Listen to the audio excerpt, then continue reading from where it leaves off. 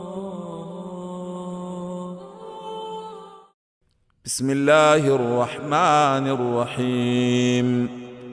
الرحمن علم القرآن، خلق الإنسان علمه البيان. الشمس والقمر بحسبان، والنجم والشجر يسجدان. والسماء رفعها ووضع الميزان، ألا تطغوا في الميزان. وأقيموا الوزن بالقسط ولا تخسروا الميزان.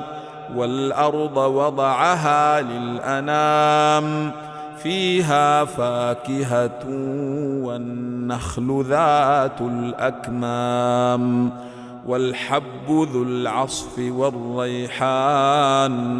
فبأي آلاء ربكما تكذبان؟ خلق الإنسان من صلصال كالفخار، وخلق الجان من مارج من نار. فبأي آلاء ربكما تكذبان؟ رب المشرقين ورب المغربين، فبأي آلاء ربكما تكذبان؟ مرج البحرين يلتقيان، بينهما برزخ لا يبغيان. فبأي آلاء ربكما تكذبان؟ يخرج منهما اللؤلؤ والمرجان. فبأي آلاء ربكما تكذبان؟ وله الجوار المنشآت في البحر كالأعلام. فبأي آلاء ربكما تكذبان؟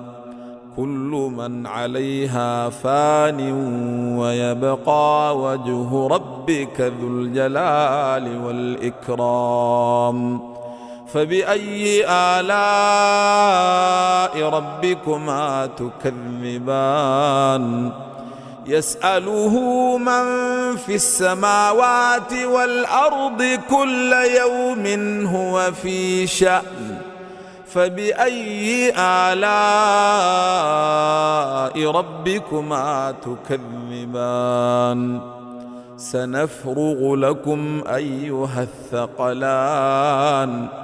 فبأي آلاء ربكما تكذبان؟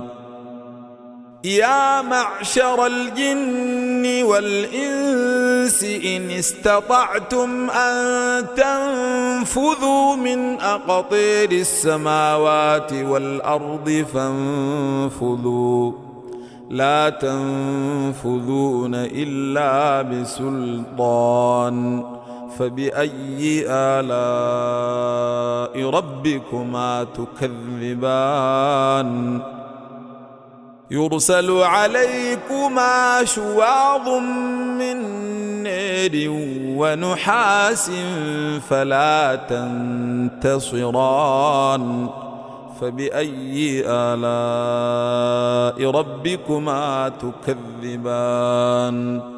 فإذا انشقت السماء فكانت وردة كالدهان. فبأي آلاء ربكما تكذبان؟ فيومئذ لا يسأل عن ذنبه إنس ولا جان. فبأي آلاء ربكما تكذبان؟ يعرف المجرمون بسيماهم فيؤخذ بالنواصي والأقدام.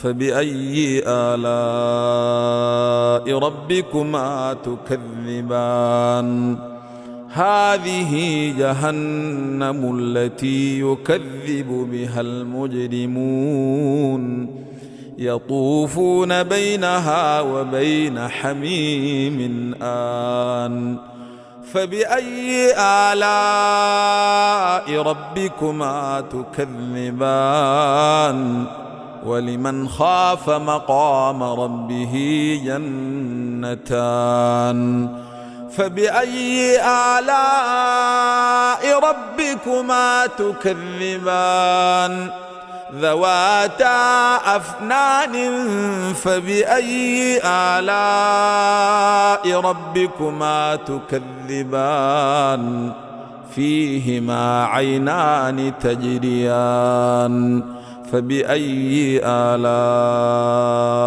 ربكما تكذبان فيهما من كل فاكهة زوجان فبأي آلاء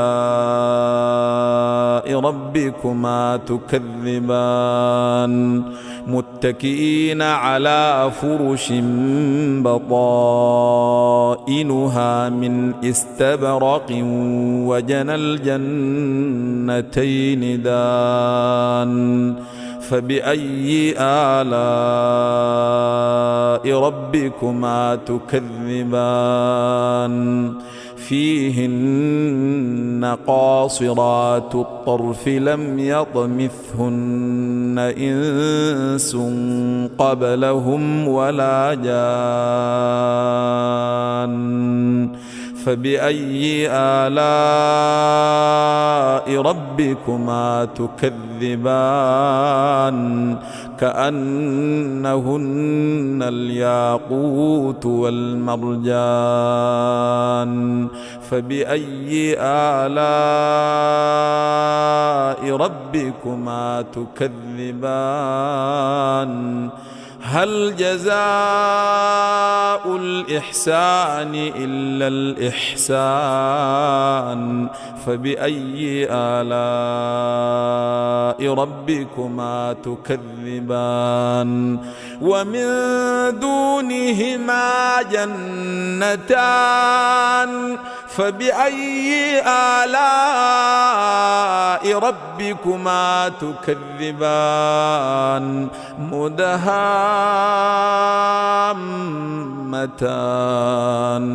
فبأي آلاء ربكما تكذبان فيهما عينان نضاختان فبأي آلاء ربكما تكذبان فيهما فاكهة ونخل ورمان فبأي آلاء ربكما تكذبان فيهن خيرات حسان فبأي آلاء ربكما تكذبان حور مقصورات في الخيام فبأي آلاء